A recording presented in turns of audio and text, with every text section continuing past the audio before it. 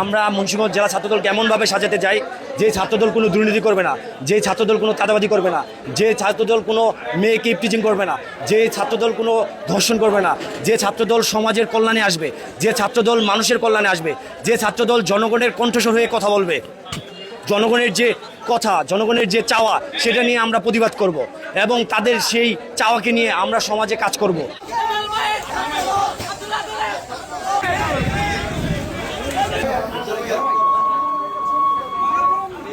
যেই দেশের উন্নয়ন, দেশের স্বৈরশাসককে দূরীকরণে এই ছাত্রদলের যেই ছাত্রদলের ভূমিকা শীর্ষ পর্যায়ে থাকে, সেই ছাত্রদল অনায়াসে বলা যায় দেশ এবং জনকল্যাণ এবং ছাত্রদের কল্যাণে, জনগণের কল্যাণে কাজ করবে। অত্যন্ত খুশি যে আমাদের দীর্ঘ প্রায় 3 বছর পরে মুন্সিগঞ্জ জেলা ছাত্রদল গঠিত হয়েছে। গতকালকে প্রকাশিত হয়েছে, এই জন্য আমাদের অনুভূতি অত্যন্ত আনন্দের। দেশনায়ক তারেক রহমান আমাদেরকে যে কমিটি দিয়েছে আমরা তার প্রতি কৃতজ্ঞ এবং আমাদের কেন্দ্রীয় সংসদের রাকিবুল ইসলাম রাকিব এবং নাসির ভাইকে আন্তরিকভাবে ধন্যবাদ। সামনে ছাত্রদল এমন একটা ছাত্রদল হবে যে কোনো দুর্নীতির কাছে পরাজিত হবে না, কোনো ফেসিস্টের কাছে পরাজিত হবে না এবং সমাজের যে কোনো প্রতিবাদী কণ্ঠস্বর হয়ে তারা কথা বলবে, এটাই আমি চাবো। আমাদের যে স্কুল কলেজের শিক্ষার্থীরা আছে, আমাদের দেশনায়ক তারেক রহমান যে নির্বাচন আগে প্রতিশ্রুতি দিয়েছিল যে আমরা একটা মেধা নির্ভর ছাত্রদল গড়ে তুলতে চাই এবং প্রতিটি কলেজ থেকে স্কুল, প্রতিটি বিশ্ববিদ্যালয় আমরা আমাদের 2 দিন আগে আমাদের দেশনায়ক তারেক রহমান ডেকে নিয়ে গেছিল এবং বলছে আগামী ছাত্রদল হবে মেধা নির্ভর এবং সবাইকে পড়াশোনা করতে হবে, সবাইকে সমাজের জন্য কাজ করতে হবে, মানুষের জন্য কাজ করতে হবে, যে আমার দলের জন্য না। মানুষ যেটা সমাজে চায়, মানুষ যদি আমাদের সরকারের বিরুদ্ধে বলে সেটা সেই প্রশ্নটা আমাদের কাছে এসে উপস্থাপন করবেন। তো আমাদের সরকার এমন একটা বাংলাদেশ করতে চায় যে বলছে করব কাজ গর্ব দেশ, সবার আগে বাংলাদেশ।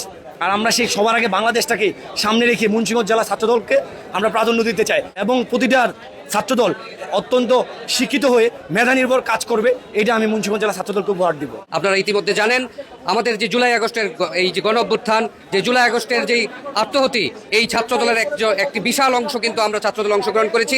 আমাদের ছাত্রদলের অসংখ্য নেতাকর্মী মৃত্যুবরণ করেছে আজকের এই সুসংগঠিত শৃঙ্খল জীবনযাপন, স্বাভাবিক জীবনযাপন পেতে স্বৈরশাসককে তাড়ানোর জন্য এই ছাত্রদলের বিশেষ ভূমিকা ছিল। আপনারা জানেন তারেক রহমানের নেতৃত্বে আমরা আমাদের মুন্সিগঞ্জ 3 আসনের কামরুজ্জামান রতন ভাইয়ের হাতকে প্রশস্ত করার নেতৃত্বে ইতিমধ্যে ছাত্রদল উন্নয়নমূলক সকল কার্যকলাপে অংশগ্রহণ করেছে।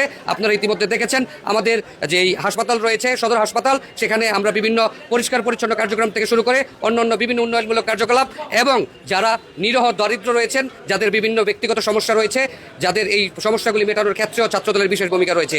আমরা শুধু ছাত্রদল এই সীমিত সংখ্যক কার্যকলাপের মধ্যে সীমাবদ্ধ থাকবো না। আমরা ছাত্রদল জনগণের কল্যাণে পৌঁছে যাব, জনগণের দুর্ভোগ দুর্দশায় আমরা সর্বোপরি পাশে থাকবো।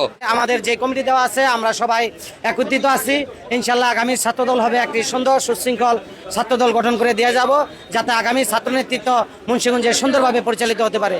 মুন্সিগঞ্জ জেলা ছাত্রদল বিগত দিনের যে গ্রুপিং লবিং তার উদ্যোগে আমরা একটি সুশৃঙ্খল মুন্সিগঞ্জ জেলা ছাত্রদল গড়ে তুলব। আমরা এই মুন্সিগঞ্জ জেলা ছাত্রদলের মাধ্যমে আমরা প্রতিটা ইউনিট, প্রতিটা থানায় যাতে ছাত্রদল তাদের পড়াশোনার পাশাপাশি তারা সামাজিক এই কার্যক্রম অ্যাক্টিভিটিস এগুলো করতে পারে, সেদিকে আমরা লক্ষ্য রেখে সাধারণ ছাত্রদের পাশে থেকে আমরা মুন্সিগঞ্জ জেলা ছাত্রদলকে একটি রোল মডেল ছাত্রদল হিসেবে বাংলাদেশকে উপহার দিব।